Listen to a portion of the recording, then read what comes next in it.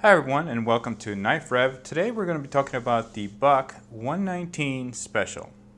Alright, so we're going to go a little bit old school today. We're looking at the Buck 119 Special. This is a model that's been around for a long time and it's still being produced today. Let's go through some of the specs. The overall length is 10.5 inches. The blade length is 6 inches. The thickness is 0.17 inches and the steel is 420 HC stainless steel. It has a hollow grind and the handle is made out of cocobolo and brass, and it does come with a leather sheath. The overall weight is 7.5 ounces. So let's take a look at the build quality on the knife. The blade is finished really well. There are no tool marks on it. It's even all the way through. And just to take a quick look at the plunge grind, it's set up pretty even. No problems there. And also the tip comes to a symmetrical end. See if we can get a little closer. It's symmetrical, so it's ground very nicely throughout the length of the blade. The handle is the brass to metal finish is done very well. I don't see any gaps anywhere around the fitting between the blade and brass, and also the wood and brass is finished very well. So also at the end you don't feel any kind of protrusions, and the handle itself is finished very well. The spine is done very well. It's polished, no tooling marks there, and it comes to a swedge at the front, and this is a clip point design, and it's finished very well. The tip is very sharp, and it is a pretty good sized knife. So the overall finish of the build quality, I say it's very well done. There's nothing that really stands out that has been put together correctly. So let's take a look at the ergonomics of the handle, and it is very smooth. You can get full hand around it. Obviously, not sticking your thumb over the handle is not going to happen. It's not very comfortable to do that because of the way of the design of the knife.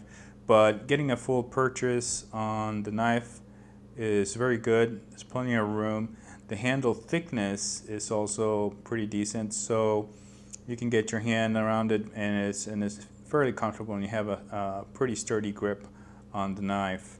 There is no spine here it's 90 degrees. It's flat, but it's not sharpened at the edges, so you're not going to be able to strike ferro rod if that's what you like to do with your knife. And to me it doesn't matter, but if that's what you're looking for, I guess you could fix that yourself with a file, but as it comes from the factory, it's not going to strike very well. There's no jimping on the blade at all, and the weight of the knife is 7.5 ounces, so it's not a lightweight, but it's not terribly heavy, and it does feel good on the hand. So this is a hollow grind, and it is a very good slicer. I mean, it goes through material very easily. If we get some paracord here just to see how that feels. I'm just using the tip. I can actually get a cut very easily. Let's try the tip just by itself, just push cut. Yeah, it does it. So the knife comes with a leather sheath, and this is it right here. And it is a very nice sheath. A nice design, for this classic type knife, and it's finished very well. It's very, very thick, and the leather is a good material. As an ample loop for a belt and a button enclosure, and when the knife fits in there, and you actually button it down, it's secure. I can't move this at all. So you're not going to lose this. If you enjoy this type of sheath, you're going to like this one because you won't need to get anything else. The way it's set up right now, it secures the knife very well. It does have a little drain hole right there, and very good. The fit is a little bit loose, but that's not a problem because it's not a friction fit. So overall, the sheath quality seems to be very good. You got to be a little bit careful when you pull out the knife that you don't wind up slicing this part of the sheath, but if you're careful, you should be okay. The thickness of the sheath is very nice, and it does have a plastic insert. I don't know if you can see it here inside the sheath, so that'll actually help protect the leather a little bit. Alright, so looking at some of the pros and cons of the knife, the pros for me is that if you enjoy period knives or old school knives and you like the nostalgia of those knives, this would be a nice addition to that. This design has been around for a long time, and everybody knows what this knife is just by looking at it, and it's still relevant today. It can still do the job, and they're not expensive. They're still being made, and definitely a good addition to your knife collection if you enjoy these types of knife.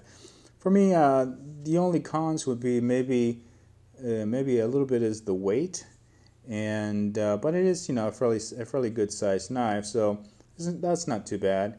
And also the handle design, it wouldn't be my first choice having this here, but you know, for what it is and being something that's old school, it resonates with me, and I really like it. So I just dig having something like this, and for the few bucks that it costs, to me, it's worth having it.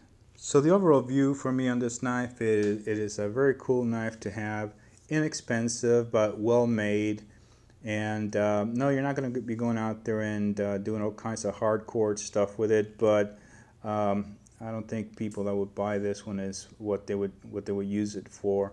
It is a very cool looking knife that brings some nostalgia back to the old days, and if you enjoy that, then this is definitely something maybe you want to check out. So again, this is the Buck 119 Special. Definitely a classy old school knife. Then if you're into those type of knives and enjoy them, this would be something that you definitely want to check out. So thanks again for joining me, and I'll catch you next time.